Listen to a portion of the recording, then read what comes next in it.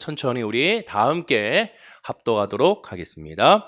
다리오 왕 제2년 여섯째 달 곧 그 달 초 하루에 여호와의 말씀이 선지자 학개로 말미암아 스알디엘의 아들 유다 총독 스룹바벨과 여호사달의 아들 대지상 여호수아에게 임하니라. 이르시되 만군의 여호와가 이같이 말하여 이르노라.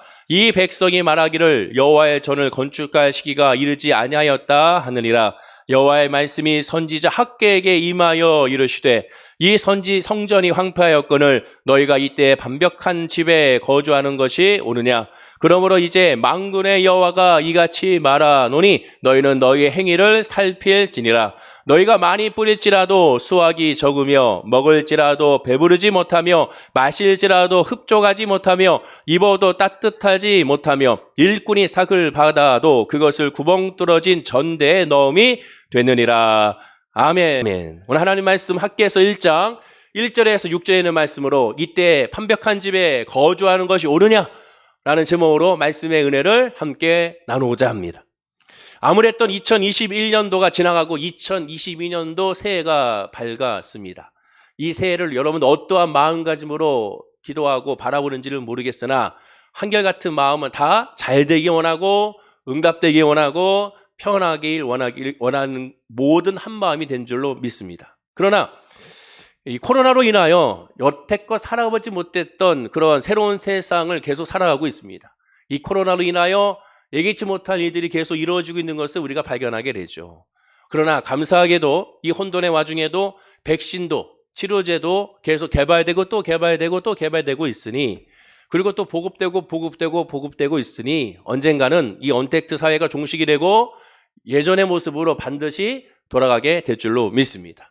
지난 송구 여신배 때도 말씀드린 것처럼 밤이 깊어질수록 새벽은 가까우기 때문에 새로운 계획과 각오로 희망차게 2022년도 새해를 맞이하는 우리 모든 성도님들이 다 되어야겠습니다.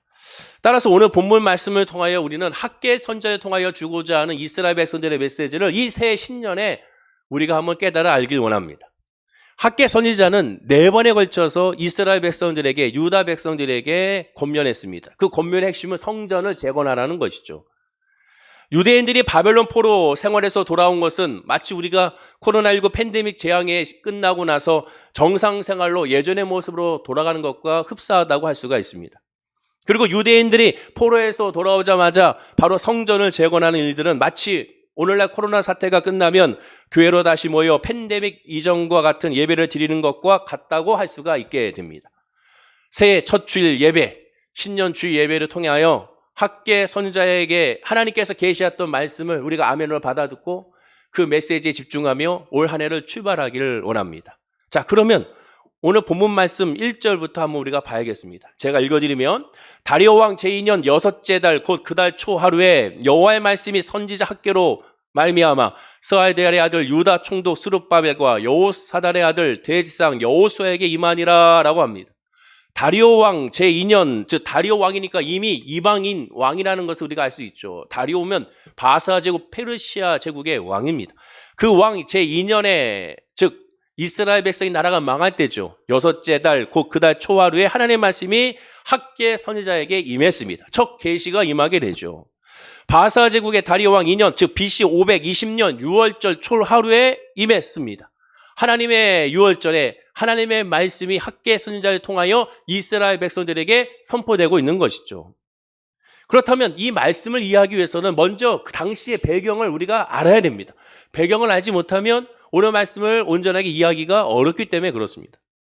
이스라엘 왕국은 우리가 잘 알다시피 사울 왕으로, 초대 왕으로 시작하여 그 다음에 다윗, 솔로몬을 거쳐서 솔로몬의 또한 죄로 말미암아 그 나라가 또한 나눠진 것을 우리가 보게 되죠. 북이스라엘과 남유다로 나눠지게 됐습니다. 북이스라엘은 그리고 아수르에 의해서 멸망하게 되고, 아수르에 멸망한 당한 후에 그 아수르의 나라에 많은 이스라엘 백성들이 포로로 끌려가게 됐죠. 남유다 왕국은 BC 586년 시드기 왕 때 결국 바벨론이라는 큰 대국에 무너지고야 말았습니다. 그 유명한 느부갓네살 왕으로 멸망당하죠. 그리고 나서 역시 바벨론으로 남유다 백성들이 포로로 많이들 끌려가게 됩니다. 그런데 이 바벨론이라는 영원했던 그런 영원한 제국일 것 같았던 이 나라가 더 어마어마한 나라 바사 페르시아 제국에 의하여 BC 539년도에 고레스 왕에게 완전히 멸망을 당하고야 맙니다. 바사 이 페르시아의 고레스 왕은 다른 왕들과는 달리 피정복민들에게 유화 정책을 시행하게 됩니다. 즉 그들의 신앙을 무시하거나 그들의 또 문화를 무시한 것이 아니라 그들의 종교와 문화를 인정해 줬습니다. 특별히 유다 백성들에게는 BC 538년에 왕의 조서 칙령을 내려서 본토로 돌아가 너희들의 고향 땅으로 돌아가 너희들의 종교로 너희들의 문화생활을 하도록 허락을 하게 됩니다.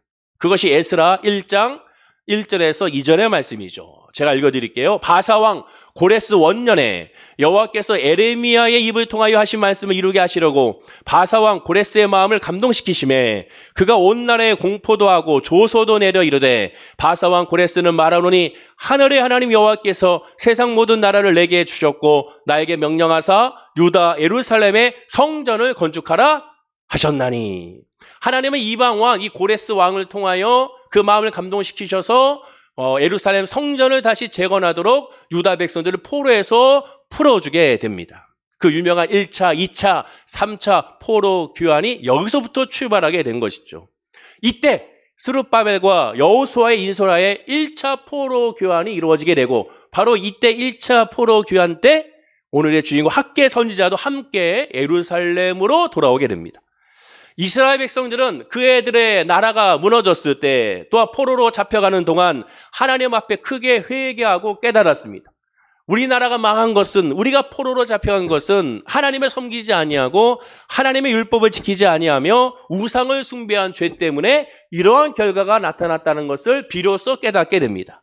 그래서 하나님의 심판을 받아 이렇게 나라가 망하고 성전도 완전히 파괴됐고 포로 생활로 말미암아 이렇게 생활하고 있다는 사실을 깨달아 그들은 결심하게 되죠. 다시금 하나님께서 우리를 회복시켜 주시면 우리의 고향 땅으로 돌아가 해방되어 돌아가 예루살렘 성전을 재건하고 제일 먼저 재건하고 하나님의 율법을 철저히 지키겠다고 단단하게 결심하게 됩니다. 그리고 정말로 바벨론의 70년이 차고 나서 포로로 귀환하게 됐을 때 그들은 제일 먼저 성전을 건축하기 시작하죠. 자기들이 집을 먼저 짓는 것이 아니라 자기들의 생활을 먼저 안정시키는 것이 아니라 먼저 예루살렘 성전 무너지고 파괴됐던 그 성전을 먼저 재건하기 시작을 합니다. 그런데 예상치 못한 일이 일어나게 되죠. 기쁨으로 성전을 재건하는데 그 당시 유다의 성전 건축을 못마땅하게 여겼던 사마리아 지역의 총독들이 고레스 왕이 죽자마자 아닥스다스의 왕에게 조서를 보내게 됩니다. 상소를 올리게 되죠. 바로 그 상소의 내용은 뭐냐? 유다가 성읍을 다시 재건하게 되면 하나님의 성전을 중심으로 이스라엘은 하나가 될 것이고 그 하나가 되면 바로 반역을 하게 될 것이다 라고 그렇게 상소를 올리게 됩니다.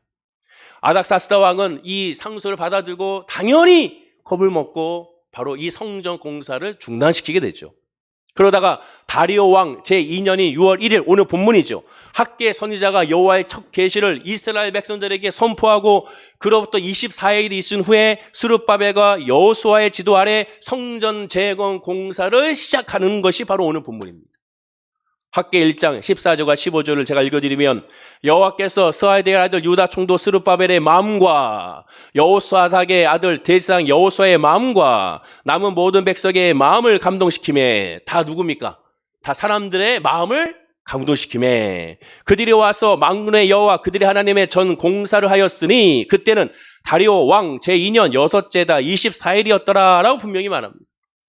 하나님의 말씀이 그들에게 감동시켜서 그 감동으로 마음이 하나가 되어 성전 재건에 힘을 쓰게 됩니다. 자, 성전 재건을 한다는 소식을 또 주변에 있는 총독들이 듣게 되죠. 그래서 역시 에스라 5장 6절에 17절에 보면 유브라데 강 서편의 총독들이 공사를 하지 못하도록 똑같이 다리오 왕에게 상소를 또 올리게 됩니다. 같은 내용이죠. 이 성전을 완성하게 되면 이들은 하나가 되어 결국 다리오 왕 당신에게 반역할 것이다. 다리오 왕은 고민하게 됩니다. 멈추게 해야 될 것인가? 진행시켜야 될 것인가? 고민하는 중 왕궁의 서고에서 포로 귀환과 성전 재건을 허락한 고레스 왕 선왕 그 고레스 왕의 조서와 일기를 발견하게 되죠. 그리고 결심하고 경비병까지 내주어서 어느 누구도 이 성전 재건 공사를 방해하지 못하도록 군사들로 지키게 하고 성전 공사 재개를 적극적으로 또한 허락해 주는 것을 보게 됩니다.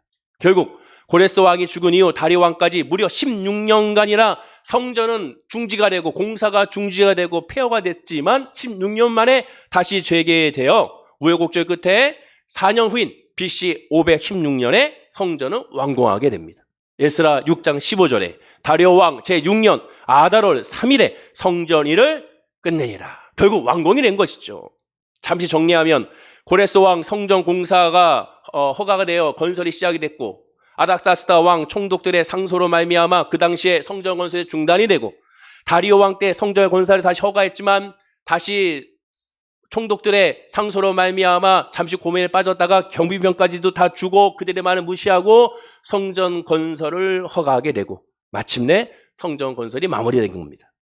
지금까지 성전 건설에 대한 일련의 과정을 살펴보면 한 가지 흥미로운 사실을 발견하게 되는데 에스라 5장 5절을 보면 이렇게 말합니다. 우리 다 함께 한번 읽어볼까요? 자, 시작.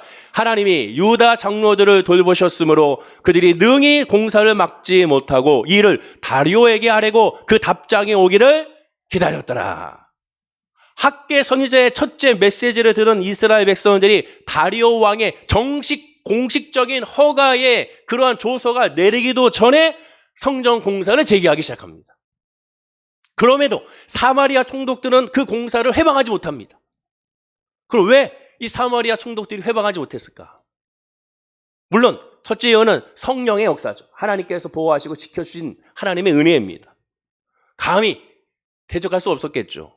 근데 진짜 이유는 또 다른 이유는 이들이 열심히 겁먹지 아니하고 두려워하지 아니하고 이스라엘 백성이 하나가 되어 성전 건설에 앞장선 겁니다. 그럼 그 당시는 지금은 이렇게 했는데 왜 16년 전에는 왜 하지 못했는가? 왜 과감하게 공사를 계속 진행하지 못했는가? 왜 그랬을까? 이유는 하나입니다. 유대인들의 마음이 그 믿음이 시들시들해진 것이죠. 우리 한국 속담에 여측 이심이라는 말이 있죠. 한마디로 화장실 갈 때와 나올 때가 다르다는 겁니다. 처음 포로에서 바벨론에 70년이 차고 귀환했을 때는 그들은 어땠겠습니까? 감동이었죠. 모든 사정이 열악하고 경제적으로 궁핍했지만 성전 재건에 열심을 내었습니다. 그런데 차츰차츰 생활이 안정되어지고 그리고 자기의 삶 가운데 목적이 생기기 시작하자 하나님의 성전을 재건하는 데는 게을러지기 시작합니다. 무엇보다 유대인들을 바로 가르치고 이끌어야 될 영적인 지도자, 종교 지도자들이 스룹바벨과 여호수아와 학계 같은 지도자들이 손을 놓고 있었습니다. 그렇게 하나님의 백성이 영적으로 나태해졌을 때 하나님의 계시도 그 16년 동안 중단이 됐죠. 그러나 하나님은 계속 그대로 내버려두지 아니하시고 영적으로 나태에 빠져서 도저히 참을 수 없게 됐을 때 하나님의 때가 됐을 때 다시금 학계 선지자의 입술을 통하여 16년의 침묵을 깨고 이렇게 말씀하십니다. 자, 그러면 그 첫 마디 하나님의 계시의 첫 메시지가 뭘까요? 이겁니다. 본문 4절이죠. 자, 읽어보겠습니다. 시작. 이 성전이 황폐하였거늘 너희가 이때 판벽한 집에 거주하는 것이 옳으냐? 여태까지 성경을 보면 하나님께서 계시해 줬을 때 첫 마디가 가장 강력한 계시가 바로 오늘 학계 선지자의 계시입니다. 학계 선지자가 외친 이 메시지는 학계 선지자 혼자 외친 것이 아니었습니다. 학계 선지자가 성전을 재건해야 한다는 그런 메시지와 함께 스가랴 선지자도 2달 후에 같은 메시지를 외치게 되죠. 스가랴 1장 1절은 이렇게 시작이 됩니다. 다리오 왕 제2년 8째 달에. 오늘 본문에 학계 선지자도 학계 1장 1절도 이렇게 시작이 됩니다. 다리오 왕 제2년 6째 달에. 즉 2달 차이를 두고 하나님 학계 선지자와 스가랴 선지자를 통하여 성전을 재건해라 라는 그런 메시지를 16년의 침묵을 깨고 그들에게 주고 있는 겁니다. 그리고 그 메시지로 말미암아 성령이 감동이 되어 그들은 성전 재건에 힘쓰게 되는 것이죠. 당시 학계 선지자 나이가 70세 이상으로 보게 됩니다. 나이가 많은 늙은 선지자의 메시지에 다 감동하게 된 것이고 그리고 그로 말미암아 놀라운 성전 재건의 역사가 이루어지게 된 겁니다. 학계 1장 12절에 이렇게 말하죠. 스알디의 아들 스룹바벨과 여호사달의 아들 대제사장 여호수아가 남은 모든 백성이 그들의 하나님 여호와의 목소리와 선지자 학개의 말을 들었으니 이는 그들의 하나님 여호와께서 그를 보내셨습니다. 백성이 다 여호와를 경외하며, 놀랍게도 모든 백성이 여호와를 경외하며 모든 백성이 한 사람도 빠짐없이 선지자의 메시지에 듣고 성전 재건에 힘쓰게 됩니다. 또한 학개 1장 14절에 여호와께서 스알디엘의 아들 유다 총독 스룹바벨의 마음과 여호사의 아들 대제사장 여호수아의 마음과 남은 모든 백성의 마음을 감동시키심에 그들이 와서 만군의 여호와 그들의 하나님 전 공사를 하였으니라고 말합니다. 여호와께서, 결국 여호와께서 하셨다는 거죠. 여호와께서 스룹바벨의 마음도, 여호와께서 여호수아의 마음도, 여호와께서 남은 모든 백성의 마음을 감동시켰다는 겁니다. 즉 학개 선지자 감동시킨 것이 아니라 하나님께서 그들을 감동시켜 주셔서 성전 재개를 허락하게 하셨다는 겁니다. 결국 성령의 역사가 없으면 이런 은혜가 나타나지 않는 것이죠. 자, 그럼 학개 선지자의 메시지는 복잡한가? 아니요. 아주 간단합니다. 마찬가지로 복음도 복잡하지 않습니다. 아주 간단합니다. 성경 66권도 복잡하지 않습니다. 아주 간단합니다. 그게 뭐겠습니까? 학개 선지자의 메시지를 줄이면 바로 본문 4절이죠. 다시 읽어볼까요? 자, 시작. 이 성전이 황폐하였거늘 너희가 이때 판벽한 집에 거주하는 것이 옳으냐. 한마디로 뭐예요? 성전을 지으라는 거예요. 학개서 전체 주제이자 결론입니다. 자, 그럼 여기서 말하는 판벽한 집이나 어떤 집입니까? 좋은 집인가요? 아니에요. 의리의리한 집입니까? 아니에요. 비싼 집입니까? 아니에요. 판벽한 집은 말 그대로 벽이 판으로 가려져 있는, 지붕이 가려져 있는 그러한 집입니다. 그냥 판잣집이라고 해도 상관없습니다. 절대로 화려하지 않습니다. 판벽한 집이라는 것은 절대로 좋은 집이 아닙니다. 비바람을 막아주는 집일 뿐입니다. 판벽한 집은 의리의리하지 않습니다. 그런데 하나님의 성전은 어떻습니까? 파괴되어 판벽한 집처럼 지붕도 없고 처참한 모습이라는 것이죠. 하나님의 성전은 처참한데 비바람이 다 들어오는 것인데 너희들의 집은 비바람도 들어오지 않는다는 겁니다. 그런데 오늘 본문의 말씀을 간혹 교회 건물을 신축하고 증축하는데 무리해서라도 헌금해야 한다고 강요하는 경우가 있습니다. 심지어 문자적으로 확대 해석해서 이 판벽한 집에 거하면 안 되니까 집을 담보로 은행 대출을 받아서 건축 헌금을 바치라는 메시지로, 특히 성전 건축을 하는 메시지에 가장 많이 사용하고 있는 것을 보게 됩니다.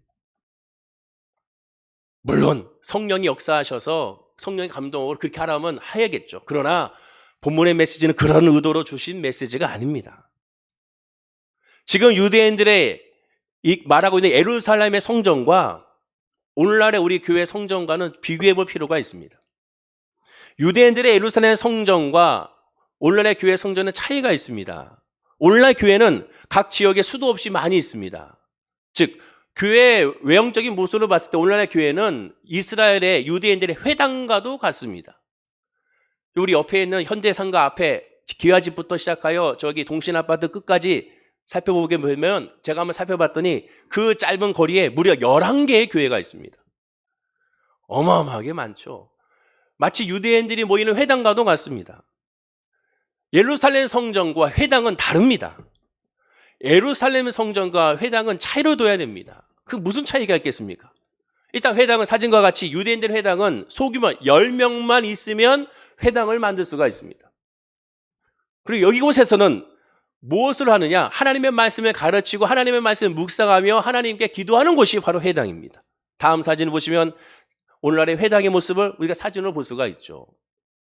예루살렘 성전은, 성전의 목적이 무엇입니까? 하나님이 예루살렘 성전을 왜 짓도록 허락했습니까? 그 성전이 예전에 성막이 아닙니까? 성막의 목적이 뭡니까? 핵심은 하나입니다. 피해 제사입니다. 하나님과의 관계의 회복이고 죄사함이 있는 것이 하나님의 성전입니다. 솔로몬이 하나님의 성전을 지었을 때 하나님께서 복을 주셨습니다. 뭐라고 복을 주셨습니까? 이곳에서는 기도를 응답하실 것이고 죄를 사할 거라는 거죠. 즉 예루살렘 성전과 그 다음에 이렇게 많은 여기저기 있는 회당과의 가장 큰 차이점은 죄사함이 있느냐 죄사함이 없느냐의 차이입니다. 회당에서는 피해 제사를 드릴 수가 없는 것입니다. 오늘날의 교회는 겉모습 회당과도 같습니다. 그러나 그 안에 영적인 의미는 바로 예루살렘 성전이, 왜? 이제는 예수 그리스도로 이름으로 말미암아 모든 죄를 다 사함을 받았기 때문에 그렇습니다. 즉 교회에서는 예수 그리스도의 이름으로 하나님 앞에 나아가는 것이 목적인 것이죠. 구약시대에 한 곳 예루살렘 성전에 모여서 예배드리러 가신 하나님의 뜻은 아브라함의 하나님, 이삭의 하나님, 야곱의 하나님을 믿는 그 믿음의 사람들이 공동체 하나가 되어 하나님을 섬기라는 겁니다. 예수님은 말씀했죠. 나는 포도나무에 너희는 가지니. 공동체입니다. 절대로 따로 떨어질 수가 없습니다. 온갖 죄악과 우상숭배 악습에서 물들지 말라는 겁니다. 왜? 공동체로 함께 이겨나가라는 겁니다. 더 중요한 건 아까 말씀드린 것처럼 회당에서 할 수 없는 피해 제사, 회개의 제사를 제사장을 통하여 하나님께 올려드림으로 말미암아 관계를 회복하라는 겁니다. 즉 오늘날 코로나 사태에 오늘날 이 메시지를 적용하면 이와 같습니다. 하나님이 이렇게 꾸중하는 것 같아요. 2년 동안 팬데믹으로 말미암아 집에서 편안하게 온라인으로 예배를 드리는데 익숙해져서 교회에 모일 필요가 없다고 점차 게을러지고 있지 않은가? 코로나 사태가 끝나도 계속 그렇게 예배를 드리고 싶지 않은가? 아무 때나 접속해서 설교만 들으면 되니까 시간도 조작이 되고, 또한 내가 좋아하는 부분만 따로 스킵할 수도 있고, 또한 내가 원하는 메시지, 그 메시지를 썸네일을 통하여 하나하나 확인함으로 말미암아 수많은 사람들의 메시지도 들을 수 있으니 더 은혜롭지 않겠는가? 평소 주일날 보기 싫은 성도가 있었는데 접촉하지 않아도 되니 온라인 예배는 일거양득이지 않겠는가? 이렇게 생각할 수도 있습니다.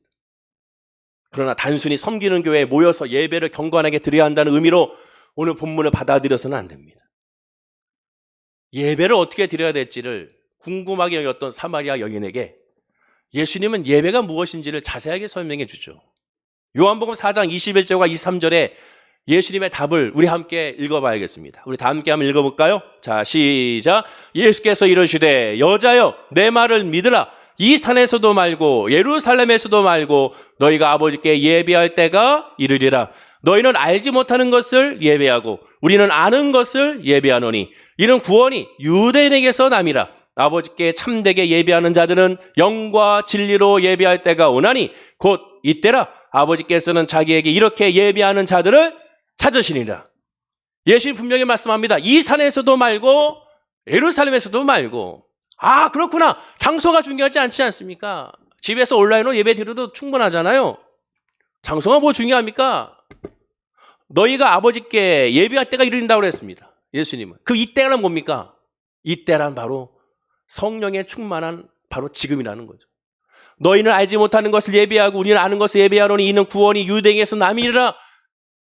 바로 지금 예수님만이 우리의 모든 것이고 예수님만 우리의 죄사함이며 예수님만으로 말미암아 하나님과 함께 할 수 있다는 사실을 깨닫는 걸로 말하죠. 즉 예배자는 예배하는 의미와 목적과 은혜 등을 정확히 알아야 되는데 예배의 목적 하나님 관계의 회복이고 죄사함이라는 것을 정확하게 알아야 되는 겁니다. 예배의 목적은 삶이 아니라 먼저 하나님과의 관계인 것이죠. 영혼이 잘 되는 것이 먼저인 겁니다. 그것이 예배의 목적인 거예요. 기도의 목적이고 찬송의 목적이고 그 은혜가 바로 죄사함의 은혜, 십자가의 은혜가 먼저인 겁니다. 십자가를 제외한, 죄사함을 제외한 은혜란 헛것에 불과한 거예요. 이렇게 얘기하잖아요. 아버지께 참되게 예배하는 자들은 영과 진리로 예배할 때가 오나니 곧 이때라. 아버지께서 자기에게 이렇게 얘기하는 자를 찾으시나. 이렇게 예배하는 자가 누구냐? 영과 진리로 예배하는 자. 영과 진리로 예배하는 건 뭡니까? 예수를 나의 구주 삼고 성령으로 거듭나는 것을 사모하는 자들인 것이죠. 이러한 사모하는 장소가 아니라 그래서 예배는 내용인 겁니다.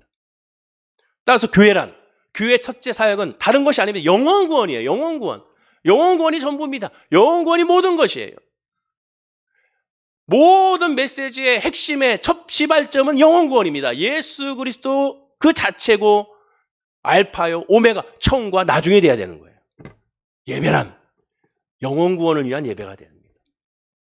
안타깝게도 이스라엘 백성들은 학개 선지자의 메시지 듣고 성전을 완공했습니다. 이전의 모습으로 겉모습은 화려하게 예전의 성전으로 돌아갔어요. 그러나 머지않아 그들은 이방족 속의 우상에 빠져들고 다시 예전의 모습으로 돌아갔습니다. 결국 하나님은 말라기 선지자를 통하여 이렇게 한탄하죠. 말라기 1장 10절입니다. 역시 읽어볼까요? 자, 시작. 만군의 여호와가 이르노라. 너희가 내 제단 위에 헛되이 불사르지 못하게 하기 위하여 너희 중에 성전 문을 닫을 자가 있었으면 좋겠도다. 내가 너희를 기뻐하지 아니하며 너희가 손으로 드리는 것을 받지도 아니하니라. 이 메시지는 너무나 슬픈 거죠. 겉모습의 성전은 완성이 됐어요. 그 성전이 완성이 됐는데 그 안에 예배는, 내용은 하나님과의 제사함이 없는 거예요. 관계 회복은 목적이 아닌 겁니다. 오죽했어요. 하나님은 말합니다. 성전 문을 닫을 자가 있었으면 좋겠다라고 말하고 있지 않습니까? 여기 보십시오. 내가 너희를 기뻐하지 아니한다. 너희가 소리로 드리는 것을 받지도 않겠다. 겉으로는 예배를 드리고 있습니다. 제사를 드리고 있어요. 그러나 그들의 마음은 신령과 진정으로 하나님을 찾지 않는 거죠. 관계 회복이 먼저가 아닙니다. 하나님의 계시가 학계 선지자 때 16년 동안 침묵했다가 다시 선자에게 메시지 주셔서 하나님은 다시 계시 줬고, 또다시 그들이 우상 숭배를 하면서 하나님을 멀리하자 이제는 무려 16년의 25배인 400년간 하나님은 말라게 선자 이후로 침묵하십니다. 정말로 성전 문을 닫을 자가 나타나게 되죠. 바로 로마 제국가요, 성전 문을 아예 닫는 것이 아니라 아예 파괴를 시킨 것을 보게 됩니다. 그럼 왜 이렇게 됐을까? 눈에 보이는 성전에만 신경 썼지 진짜 중요한 성전, 영적인 하나님과의 만남은 관심이 없었기 때문에 그렇습니다. 즉 이스라엘 백성들은 성전에서 겉으로는 아주 경건하게 율법대로 제사를 드렸으나 예배의 내용은 관심이 없었습니다. 예배의 내용을 알지 못했어요. 왜? 하나님께 관심이 없으니까 예배에 대해서는 관심이 없는 거죠. 하나님에게 관심이 없으니 하나님을 알지 못하죠. 하나님께 관심이 없으니 하나님을 알지 못하고, 하나님을 알지 못하니 예배의 내용을 알고 있으나 아는 대로 삶을 실천할 수 없게 되는 겁니다. 예배를 통하여 죄사함을 받고, 예배를 통하여 내 모든 걸 내려놓고 하나님 것으로 채우는 데 앞장서야 되는데 그렇지 못한 거예요. 초대교회 때는 실제로 그렇게 행했습니다. 기독교가 짧은 시간에 확 퍼질 수 있었던 것은 성령의 강력한 역사였지만, 인간 쪽으로 봤을 때, 성도 쪽에서 봤을 때는 당시에 음란한 세태와 정반대로 거룩한 삶을 살았기 때문에 그렇고, 그 모습에 사람들이 감동했기 때문에 그런 것이며, 안디옥 교회는 오히려 그들이 입에서, 불신자들 입에서 너희들은 정말로 그리스도인이다라는 칭호를 받게 된 것이죠. 쉽게 말해 사람들 예수님의 사랑을 섬기고 그 사랑이 주변으로 누룩처럼 번져나갔던 것입니다. 따라서 오늘 학계의 주제, 본문 4절의 말씀을 우리는 이 신년 예배 때 이렇게 적용해야 돼요. 즉 하나님 이렇게 말씀한 것 같지 않습니까? 너희가 코로나 사태를 겪고도 이 성전이 황폐하였거늘 너희가 이때 판벽한 집에 거주하는 것이 옳으냐. 다시 얘기하지만 이 성전은 눈에 보이는 성전을 말하는, 지금 목사님이 이제 코로나 사태 거의 끝나가니까 성전에 와서 예배 드리세요. 이 자리에서 예배 드리세요. 지금 그걸 얘기하는 것이 아닙니다. 코로나 사태로 막 2년 동안에 우리가 예배를 드리는데 그 2년 동안 예배가 여러분 어떤 예배였냐는 거죠. 온라인 예배를 드리면서 성전에 성령으로 충만한 예배 드리면 상관없습니다. 예수 그리스도로 죄사함을 받고 그 은혜로 말하면 충만하면 상관없어요. 그럼 과연 그 2년 동안 우리가 그런 예배를 드렸나는 겁니다. 성도끼리 또한 예배만 드린다면 온라인 예배로 충분합니다. 그래서 이번에 온라인 예배가 편해진 사람들은 코로나 끝나도 꼭 교회로 모일 필요 없다고 여길 수가 있습니다. 실제로 그런 일들이 일어나고 있잖아요. 지금 메타버스라는 거 아십니까? 온라인 가상세계. 이 온라인 가상공간, 이 메타버스를 지금 세상에 교회에서도 만들고 있는 사람들이 있습니다. 기가 막힌 거죠. 그러면 어떻게 되는지 아십니까? 그러면 이제 예배를 여러분들이 아바타로 세워서 예배 들어가는 거예요. 성전, 우리 월계수목교회 모양 그대로 가상 컴퓨터 공간에 만들어 놓고 우리가 여기다 다 골 같은 거 쓰고 이제 들어가는 거예요. 그래서 예배 드리는 겁니다. 그게 시대를 맞는 것이라고 생각하고 있죠. 근데 가장 중요한 걸 놓치고 있습니다. 뭐냐? 인간은 영적인 동물이라는 사실을 놓치고 있어요. 작년인가요? 재작년인가요? 이 VR 가상현실을 이용한 너를 만나다라는 MBC 다큐 프로가 있었습니다. 이미 세상을 떠난 자녀를 다시 만나고 싶은데 못 만나니까 가상현실로 만나는 거예요. 만나서 대화를 하는 겁니다. 대화를 하면서 애도를 한다는 거죠. 그러나 너무 무서운 겁니다. 그게. 왜냐? 말 그대로 가상입니다. 정말로 그 아이가 엄마한테 얘기하는 것이 아니에요. 프로그램화된 작가가 만들어낸 가상현실입니다. 엄마는 이 아이가 대화하지만 엄마의 마음 가운데 자기 아이라 생각하지 모르지만 이 아이가 나한테 얘기하는, 엄마한테 얘기하는 것은 가상입니다. 작가가 만들어낸 시나리오예요. 거기 한번 빠져들면 어떻게 됩니까? 왜 마약이 무서운지 아십니까? 마약은 가상이거든요. 현실이 아니에요. 그래서 마약이 무서운 거예요. 자칫 잘못하면 이런 모든 것들이 또 다른 영적인 마약이 될 수 있다는 사실을 깨달아야 되는 것이죠. 인간이 영적인 동물이에요. 예수 안에, 은혜 안에 성령 충만한 사람은 어찌 되겠습니까? 혼자만 예배 드립니까? 온라인 앞에서, 컴퓨터 앞에서 예배 드립니다. 화면 앞에 예배 드려. 정말 예배 드리고 성령 충만하고 죄 사함 받고 거룩한 하나님의 메시지를 받아들인 사람은 어떻게 되겠습니까? 그 자리에 있나요? 여기가 조사원이 있겠습니까? 아니에요. 그럴 수가 없습니다. 왜? 복음은, 영적인 하나님의 사람은 그렇게 될 수가 없기 때문에 그렇습니다. 요한복음 4장 28절과 30절에 사마리아 여인이 예수가 메시아 그리스도라는 사실을 깨닫는 그의 반응을 보십시오. 자, 읽어볼까요? 시작. 여자가 물동이를 버려두고 동네로 들어가서 사람들에게 이르되 내가 행한 모든 일을 내게 말한 사람을 와서 보라. 이는 그리스도가 아니냐 하니 그들이 동네에서 나와 예수께로 오더라. 이 여인이 어떤 사람입니까? 12시에 정오에 해가 쨍쨍 내리뜨는 그날 그 시간에 물 들으러 갔습니다. 아무도 안 오는 시간. 왜? 사람들 만나기가 싫으니까. 사람들의 정죄와 비판이 싫으니까. 교제하기를 싫어했던 사람, 만나기를 싫어했던 사람, 그 사람이 예수가 그리스도라는 사실을 깨닫고 그 예수가 나와 함께하고 나를 사랑하고 나의 모든 죄를 회복시켜 주시고 하나님 관계가 형성된다는 것을 깨닫는 순간 그는 물동을 내려두고 자기를 비판하고 자기를 정죄하고 자기를 미워하는 그들을 향하여 달려갔습니다. 그게 복음의 특징이에요. 온라인으로 앞에서 예배 드립니까? 물론 예배 드려야 됩니다.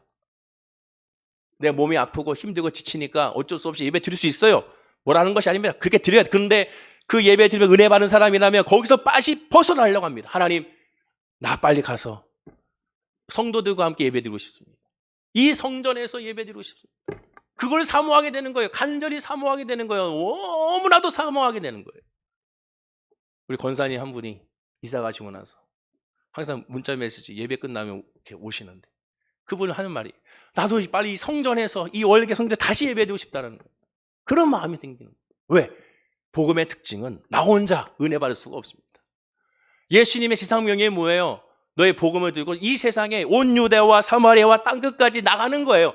아, 내가 은혜 받았으니 나 혼자 이제 행복해. 난 됐어. 이제 다른 사람 필요 없어. 아니에요. 내가 은혜 받았으면 나가고 싶습니다. 전하고 싶어져요. 궁일이 여기고 싶어요. 안쓰러운 거예요. 사도 바울의 고역을 보시죠. 고린도전서 3장 16절입니다. 자, 읽어볼까요? 시작. 너희가 하나님의 성전인 것과 하나님의 성령이 너희 안에 계시는 것을 알지 못하느냐. 보십시오. 오늘 본문에 이 성전이 황폐할 거는 이 성전은 눈에 보이는 성전이 지금 얘기하는 것이 아니에요. 여러분입니다. 나 영적 성전이 어떻습니까? 왜? 너희가 하나님의 성전인 것과 하나님의 성령 너희의 권위를 알지 못하느냐. 여러분의 성전이 어떻습니까? 2년 동안 여러분의 성전이 과연 어땠는지 한번 점검해 보십시오. 황폐하지 않았는가?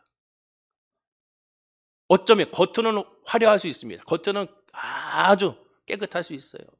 씻어도 좋고 화려하고 또한 지나갈 때마다 아름답고 그런 성전일 수가 있습니다. 근데 영적으로는 황폐하지 않았는가? 하나님이 말라기 선지자를 통해 말씀한 것처럼 저 문을 닫았으면 좋겠다라는 그런 메시지가 곧 들리지 않는가? 이때 판벽한 집에 거주하는 거 옳으냐라고 말하고 있습니다. 그럴 수 있습니다. 하나님, 내 지금 삶이 판벽한 집에 살고 있습니다. 내가 좀 더 잘 살면 내가 더 하나님 섬기겠어요. 내가 조금 더 잘 살면 하나님을 섬기겠습니다. 지금은 주일날 아버지 이제 일을 해야 됩니다. 너무 피곤해요. 좀 자게 해주십시오. 그때 하나님 말합니다. 오늘 본문 메시지. 먼저 성전을 제거해라. 너의 영적인 성전을 제거해라. 하나님께로 돌아와라. 그 메시지입니다. 예수님은 예루살렘 성전을 향하여 강도의 궁열로 변했다고 말합니다. 소굴이 됐다는 거죠. 재물, 장사치와 환전상을 쫓아냈습니다. 나중에는 성전이 돌 위에 하나도 남지 않고 무참히 파괴될 것을 눈물을 흘리며 예언했습니다. 두 번째 눈물이죠. 나사로의 죽음 이후에. 로마의 디도 장군에게 AD 70년 9월 7일에 결국 이 성전인 사진과 같이 불타고 무너지고 통곡의 벽만 제하고는 싹 무너지고야 말았습니다. 그리고 이곳은 이슬람 성지로 바뀌고야 말았죠. 이유가 뭡니까? 예배로 모이는 장소가 문제가 아니고 이스라엘이 아는 것을 예배하지 않았기 때문에 그렇습니다. 하나님이 원하는 예배를 드리는 것이 아니에요. 하나님이 원치 않는 예배를 드렸던 겁니다. 하나님이 원하는 예배를 드렸을 때 그 예배 드리는 자는 예배 중심의 삶을 살게 되고, 예배 중심의 삶을 살게 되는 자는 하나님 중심으로 말미암아 맡기고 기대하고 설레는 삶을 살게 되고, 그로 말미암아 나 혼자가 아니라 공동체라는 사실을 깨달아 예수는 포도나무니까 포도나무의 모든 가지를 보면서 그 가지에서 떨어져 나가려는 사람들을 향하여 안타까움으로 말미암아 계속 권면하고 기도해 주는 사람이 되는 겁니다.